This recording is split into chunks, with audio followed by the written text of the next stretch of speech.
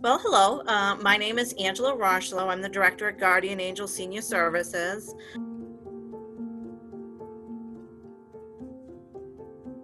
So I think what really became one of the biggest challenges was to chase down PPE. And it was gradual in the sense that each day things were evolving. It was determining what PPE we already had at our locations, then determining what the recommendations were for PPE. And it was a challenge again to reach out to the organizations that we were asked to reach out to. For example, one day it was call your local DPH, which I did that, and I was able to get some supplies. The next day they called and they said that that was the wrong avenue and we shouldn't have picked up those supplies. Then we were referred to MEMA and we had to go district by district. I was not only doing it for my local region, which is Central Mass, but I was trying to do it for all of our locations, which we have 4 right now across the state. So it was learning which region we had to access, and we had to fill out certain forms. I thought what was most helpful was that our industry is very well networked, and we were having Zoom calls and meetings with not only the alliance but other organizations, some of our contracted ASAPs.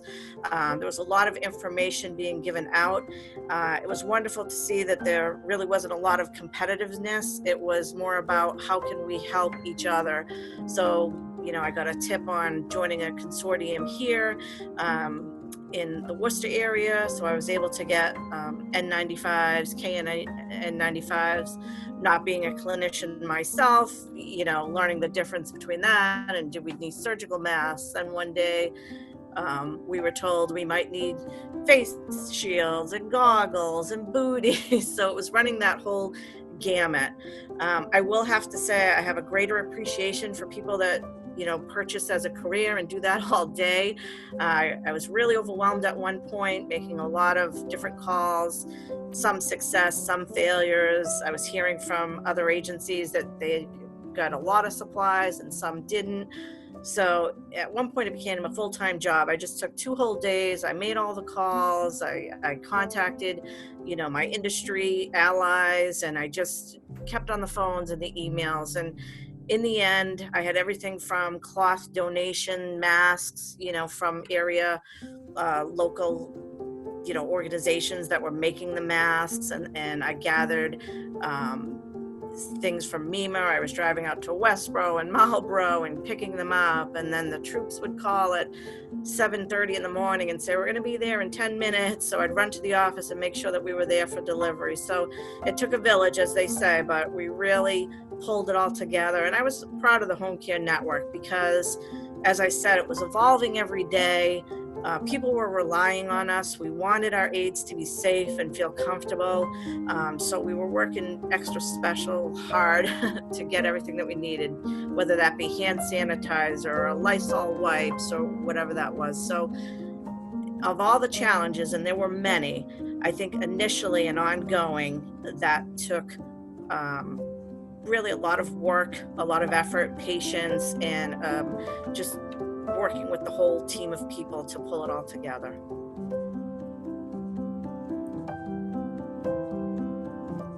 So in terms of our recruiting, initially, we had already been working as a management team to try to do some things virtually.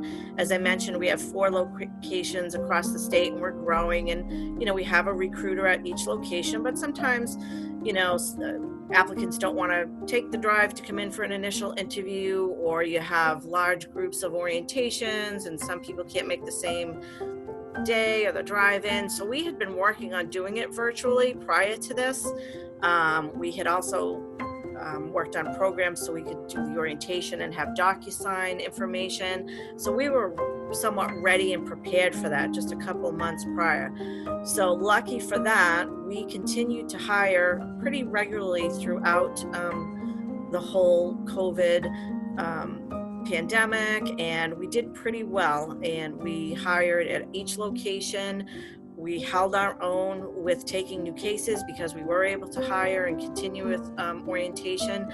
So I do think that that's something we're going to continue, not only for hiring, but we can use it for classes, we can use it for in-servicing. I think the office staff, especially the recruiters, now have a better comfort level for doing their jobs virtually, as far as that's concerned. So I think it's something that we'll keep into the future. Not for everything. Nothing in home care takes the place of one-on-one interviews in person, or having that orientation with a group. I think is always helpful, but there is a place for doing some of those things virtually. As far as HR, I think like everyone else out there, I'm sure that we had to deal with, our own office staff and people having to decide how they were going to manage their office. I'm proud to say that our owners here, Dan and Melanie Lewis, committed early that if we were going to encourage our staff to stay in the field, that we as offices should remain open to support them. So we've worked in the office since day one. We have made sure that our staff was safe. We're lucky that we have, large enough offices where people could have their own space and be 6 feet apart, and we provided PPE. So that was another aspect to that. We made sure that we were doing more regular cleanings and things in the office setting.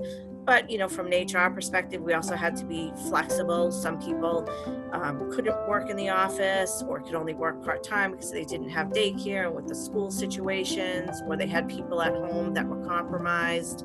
And I think this is something that's going to happen as we continue, into the very near future. So we are going to have to really listen to our field staff and our office staff and determine what's best and safest for all, and try to adapt with changing schedules and the needs of our staff.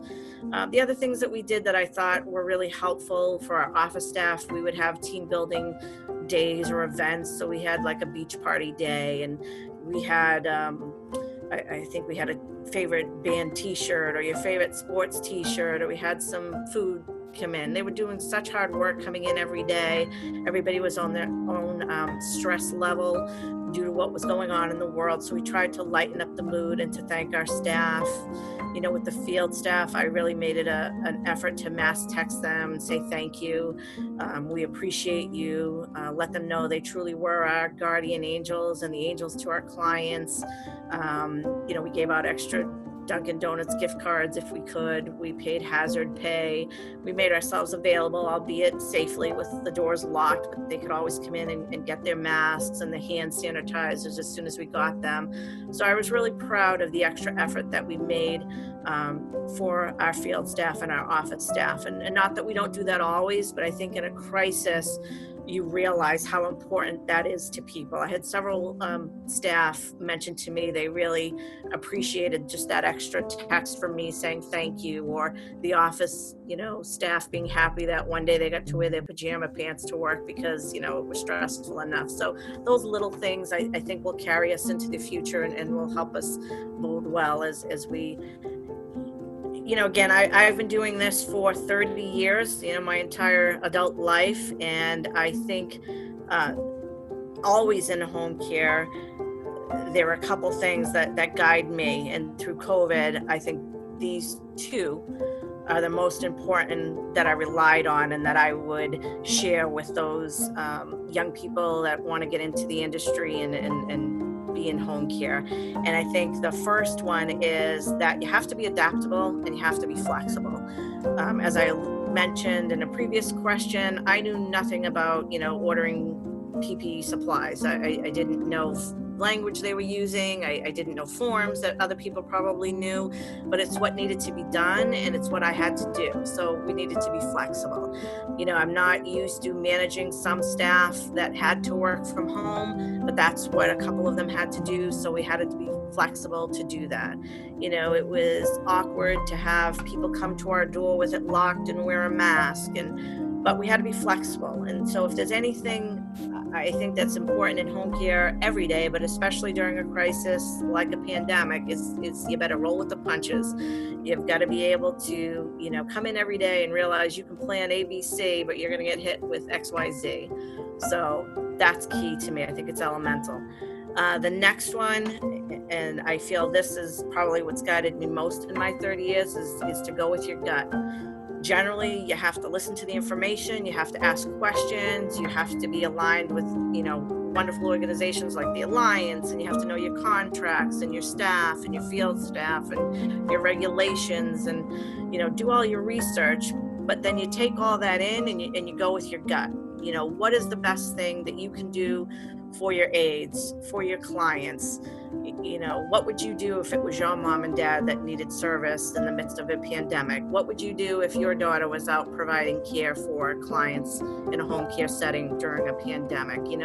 I think it's a combination of information, which is most valuable, but absolutely you've got to go with your gut and make those tough decisions sometimes. And I think, throughout my career and with the company that I'm at, I feel comfortable that if we go in with the intent to do the right thing, things generally work out the way that they should, and we tend to do what is best for the clients and the aides.